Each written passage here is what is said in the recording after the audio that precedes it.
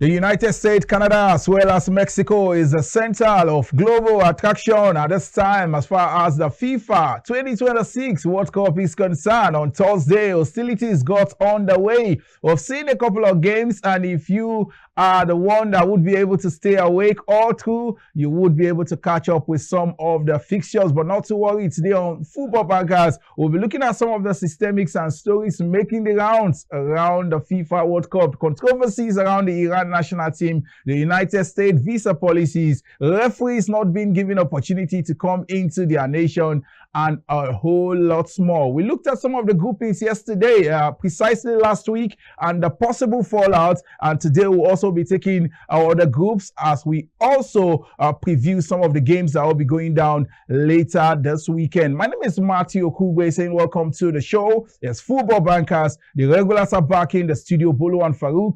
And after this break, we say proper.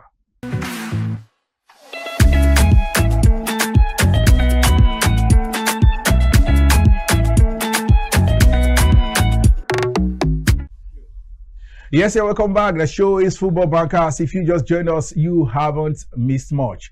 The guys are back in the studio. Bolu is here, Farouk. So much to truly savor. Let's make welcome Farouk Adetola. The World Cup is here again, and definitely the biggest global footballing event anywhere in the world. Forget the Champions League, forget the Premier League. As far as football is concerned, this is the #1 football event, and definitely it's good that it's happening at this point in time. Although a lot of razzmatazz around it and also negativity as far as America is concerned, but regardless of that, FIFA will maintain status quo because we don't want to spoil the football game. We don't want to ruin the interesting part of the game that people are going to see. But definitely, we would have a World Cup for the first time that features 48 countries. That is huge. Yes, a World Cup that features 48 countries. We also have Bolo Atitonishola Omoni here in the house. Well, like we said last week, no matter what controversy is, when the game starts, we would focus on the match itself. I know there's still conversations off air, there's still conversations behind the scene, but when the game kick off, we start to enjoy ourselves, and we are seeing a repeat of many things. We'll be seeing a repeat of the opening ceremony of 2002 World Cup. We saw a repeat of 2010 World Cup at the opening match between Mexico and South Africa. Too many repetitions. People are saying maybe what happened then can happen again. I don't care whatever happens at the end of the day, but one thing is certain. So the football on the field of play will definitely get to have fun. Yes, talking about focusing on football on the pitch, but you can't take away all the stories around the World Cup. Building to the kickoff. Let's talk about one of Africa's finest referee not given the opportunity to come into the US. Diplomatic reasons, here we are once again. It is a very sad situation for African football because we have to be very specific that this is happening to an African referee, our own, and a guy at a early age of 30 plus, and also the best referee in Africa, and you deny him that privilege, that opportunity of representing not only himself, his country, his family, and also give us a very good account of himself. And because of issues around Somalia and America, the bad blood between them for the past, couple of years in the past, and this is affecting football. And this is supposed to be a fair game, a game that brings everybody together. But unfortunately, America have got their own ways, and nobody's going to force them about that. As far as the security issue around a country that they have a relationship with, then you have to respect them. But in the end, FIFA ought to have looked at this and do it quite well, so that even if somebody has an issue with a country, then this is 3 countries hosting the Nations Cup for the first. World Cup for the first time. Last time we had was 2, Korea, yes, Japan. Now we're having 3, which is not bad. But I think FIFA have not done quite well. There's issue about ticketing, hotel reservation, visa, transportation. I think that for the sake of the game, let's just manage and see what will transfer. But it's very, very bad for the image of the sport, especially for African referee not giving permission entry into America. Bolu, your take on the African referee and a whole lot. Like I already mentioned, it was named the best referee in Africa last year. And at the end of everything, I know Trump has problems. I know America has ill, but I still bring everything to the table of the world governing body. That's FIFA. There are things that should be put in place for you to get the hosting right of any tournament. There are some basic things that you should know. If Bolu and Farouk are enemies, if Bolu is hosting something that will have to get Farouk involved, what Matthew, who is the body, needs to do is, okay, Farouk is coming for this. He's not coming to stay, or because if you are enemies, I don't want to come to your country and come and say, what am I doing in your country? I just want to officiate and go. And I like how the referee got Heroes welcome getting back up. It was all smiles and everyone. Believe me, the hurt will never leave him alone until maybe if he gets an opportunity again. So this is why I think FIFA should have come in, like you mentioned earlier. Principles. Oh, these guys here for this period. If it means what they did at AFCON, that is fans and everybody come from Morocco. 30 from these days to this day, everybody leaves. So I think they messed the guy's career up. It may affect him psychologically. He will be thinking to himself, imagine when you now see a referee that is not as good as you. Yes. This guy did walk up and I did. And it just shows that you can. I've heard a million times, oh, politics separate from World Cup. You cannot. The times Infantino was saying, oh, Israeli FA chairman and Iraqi should give themselves. These are things they should have been working on behind the scene because some people saw this thing coming. Remember the issue with Somalia and the Minneapolis and co. So we saw many of these things coming. I think FIFA didn't do their due diligence. Unfortunately, we are seeing embarrassment, searching players like criminals, searching players racially, and also everything still comes down to the table of it. I know we've forgotten many of them because the game has started. After this World Cup, people will still come back to discuss them. Yes, away from some very unpalatable stories around the World Cup, and it's time to focus on action in the pitch of play. Last week, we looked at some of the groupies, and today we'll be looking at Group I and the possible fallouts. Group I will have France, Senegal, Iraq, as well as Norway. Farouk, you naturally, with your eyes closed, say France should top this group over and over again. Well, a lot of people have picked France to be the best team. In fact, recently I just, agreed with so many because of their, our front line. It is very, very lightning. You just have to be scared of. But they were beaten by that's just the friendly. You want to reserve your energy. You don't want to pick up an extra injury, but the game starts properly. And remember, France are 2 times World Cup winner. They've been to the final in the last twice in the last 3 editions, and this is going to be another interesting one for them. Mbappe, Cherki, Olise, these guys are massive. And there's also an history between Senegal and France. And I feel that France automatically should win that group. But Senegal, again, are coming in as an African champion. In quotes. But they also have a very, very good crop of young players who are dominating every place they are playing. They're also dominating Africa. All their cadets of football from under 7 to under 21 are dominating. So also is their senior national team. So I think they will come with that force again. Remember, they were very close to getting to the semi-final in 2002 when they made their first appearance at the World Cup. And I think this time around, they want to make an improvement on that as well. For Norway, they're also coming to the World Cup for the first time in a long while. And they also have a crop of players that are also taking the lead. Players like Erling Haaland, who is one of the best strikers in the world at this point in time, if not. And I think it will also come in there. For Iraq, well, they don't play football, and I feel that they will finish bottom of that group. But France should qualify as first, while Senegal and Norway should battle it out. But I feel that Senegal should do enough to finish second in that group. And Bolu, let's look at Group J, where we have Argentina, Algeria, Austria, as well as Jordan. This is a group comprised of teams who don't like the World Cup at all. One, we have the defending champions, Argentina, 3-time champions. Then there's Algeria. They've not been to the World Cup since 2014. Their best turnout was the round of 16. Then there's Austria, not been to the World Cup since 1998. Then there's a certain Jordan who have never been to the World Cup again. Argentina, I'm sure when they saw this, bring it on. But again, we said the same thing about them last time out, and they lost their opening match to Saudi, and that was one of the things that even spurred them on to go as far as the final and end up winning. Although people have different reasons, I know, but they are definitely the favorites without any doubt to qualify from this group. Austria still coming in with some OGs like David Alaba and co. Algeria are one of the African teams that play like Europeans that see the jam body of Africa. So I have a combination of it. I wouldn't be surprised if Algeria also progressed from this group. That's agreed that Argentina are on their own. Just leave Argentina likely 9 points from that group. The whipping boys will be Jordan. I'm sure Jordan is one of the teams that they score 1 goal, they'll celebrate that they won the World Cup. That's what they are there to do. Oh, we are at the World Cup for the first time ever. Any goal is huge celebration for us. But the battle to qualify has to be between Algeria and Austria. So maybe it's the African nature in me or whatever that thinks Algeria will be the one to join Argentina in the next round. Yes, interesting fixtures. I must tell you, await as far as the 2026 FIFA World Cup is concerned. We'll go on a quick breather, and when we return, we'll be looking at other groups. Remember, so many games in the World Cup for 2026.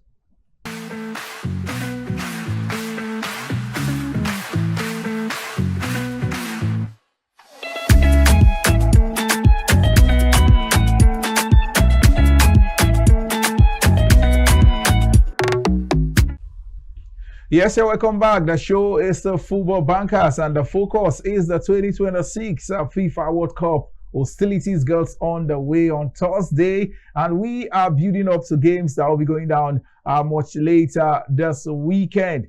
And we're looking at Group K at this time, where we have some very interesting teams, Portugal, DR Congo, Uzbekistan, as well as Colombia. Wow, that's a very interesting group. Well, one of the favorites is in there. Talking about Portugal, they've never won the World Cup before. Their best exploit was way back in 2006 when they got to the semi-final but lost to France, along the line. And I think that they have a crop of players that can dominate any team in the world, bar France, bar Spain. And they also have the ability of scoring goals from everywhere on the field of play. So automatically, I think they would qualify as the winner in that group. In fact, it has been projected that Portugal should get to as far as semi-final or even the quarter-final. But that will be for the future. But I think Portugal automatically should own that group. Congo have shown that they can play football, regardless of who else is in that group. Their pattern of qualifying to the World Cup shows that they can also play against any team in the world.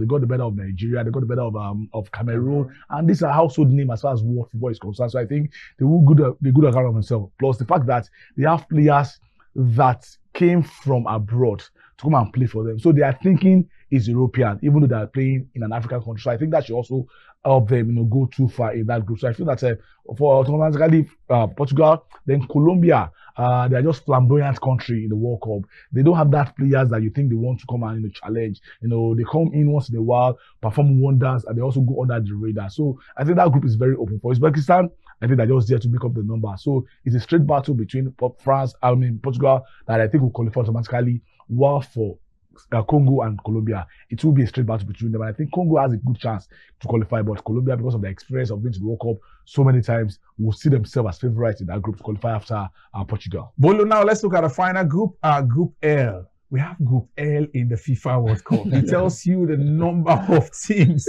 participating. Uzbekistan is in the FIFA World Cup, and you can't find the Super Eagles.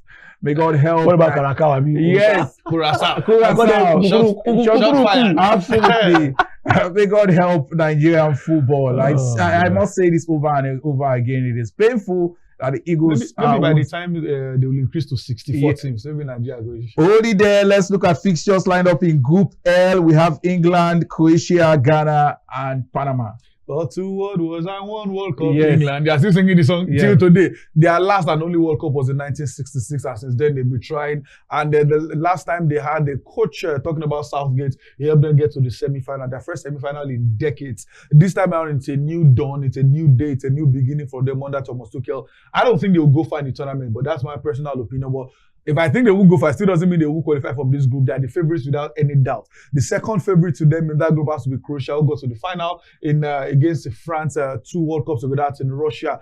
Other teams are still going to try. Talking about Panama and our own Ghanaian brothers. It's so bad that Nigerians prepare Ghana to South Africa in the World Cup tournament. It means the interest they have for South Africa based on the groupings is massive. But Ghana, I think everyone should do enough to beat Panama, including Ghana. I know there are too many problems surrounding Ghana. That coach walked away about less than 2 months to the tournament, bringing in a new manager who is well experienced in Carlos Queiroz on board. So Ghana can fight hard. In fact, they may be among the 3rd best placed teams to qualify from this group. But without any doubt, I think England should qualify top of the group and Croatia should finish 2nd. Yes, interesting fixtures. We'll be looking at, we looked at the possible fallout from some of the groupings. We can only say all the best. But as a Nigerian, we should be able to watch the World Cup as neutrals with ease.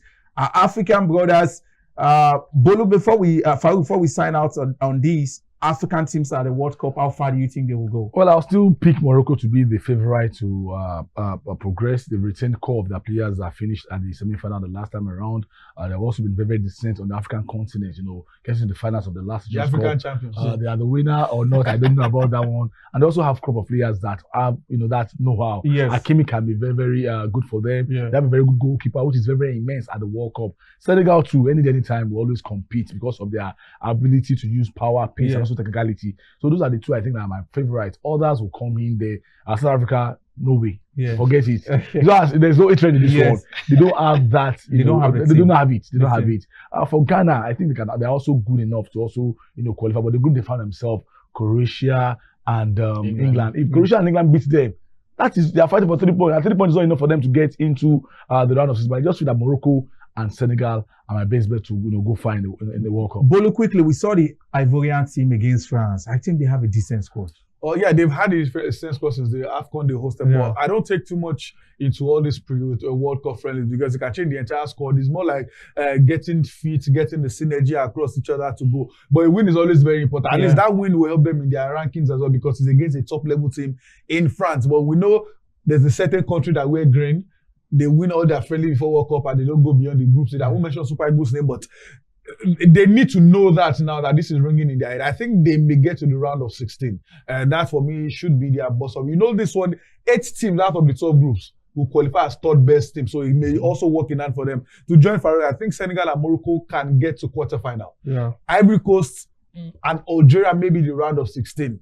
Ghana maybe round of 32. But SA, round of group stage. Come and join us at home. Yes, interesting expectations from African teams. You just heard from the guys. At the other side, we'll be looking at fixtures lined up this weekend. Plenty of football, but you must stay awake.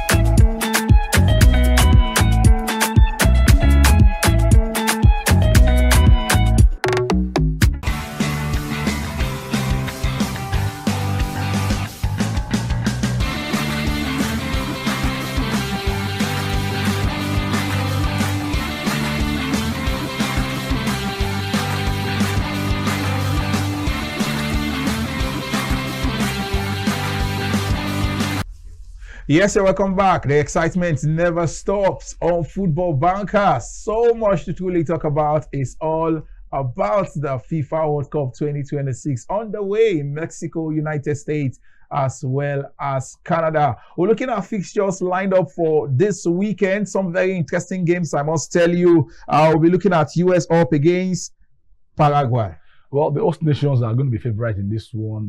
They have been playing for over 2-3 years with the same manager just for them to get acquainted. Though it was not really good for them when they started, but now they're getting to understand themselves. They know the key players in that team. For Paraguay, they're also a very different team that in the past it used to be like a household name, yes. But now they've slowed down. So I think that playing at home in the United of America should just at least get the victory over them, and I think it's going to be a straight win for America. Qatar up against Switzerland. After the last World Cup, Qatar grew. In fact, they won a tournament in Asia afterwards, but it feels like the last 1-2 years. Bolu, I dug my heart. I dug my heart for Qatar. What they did at the last World Cup, I was in the country and I saw and I could see. You go to Qatar today, you could still see the feeling of the World Cup they hosted from the airport. That's what it means when you're intentional. It's just as simple as that. And going up against Switzerland, who are definitely the favorites from that group, is going to be very, very tough. Early stages of the World Cup, we had the first group games, everyone is cautious, want to pick up necessary win from there. I think I'm going to do double chance for Switzerland in this one. I don't think they will lose. Qatar, the best I feel they can get is a draw. Farouk, a fire. One fixture you don't want to miss. Brazil up against Morocco. It's going to be interesting. And don't ever underrate Morocco at this because Brazilian national team are not like the Brazil of the past. Yes. They only brought these players together because of some of them because of the name in the past. Some of them because of what they are doing presently in their clubs. But I don't see any quality, any a player that can just Brazil come in. Probably Vinicius Junior has grown into the team, but his performance at national level has also been very, very questionable. And a sick Neymar is in the World Cup. But probably have experience in the regard. Casemiro, Marquinhos, and some other players in there. But I still feel Brazil anytime. Once they are playing the World Cup, they are the favorite. They have won it 5 times for a reason. But Morocco will come in with good questions for them. But in the end, I would want to advise those that want to bet on this that at least Brazil will score 2 goals in that match, and also I think Morocco will also score, so you can go for 2.5 because these are attacking nations that will come out and play football, so you can go for 2.5 in this match, or Brazil to win or draw. Yes, after this break, Bolu will be giving us his thoughts on the AT filing out against Scotland, what the possible fallout would be.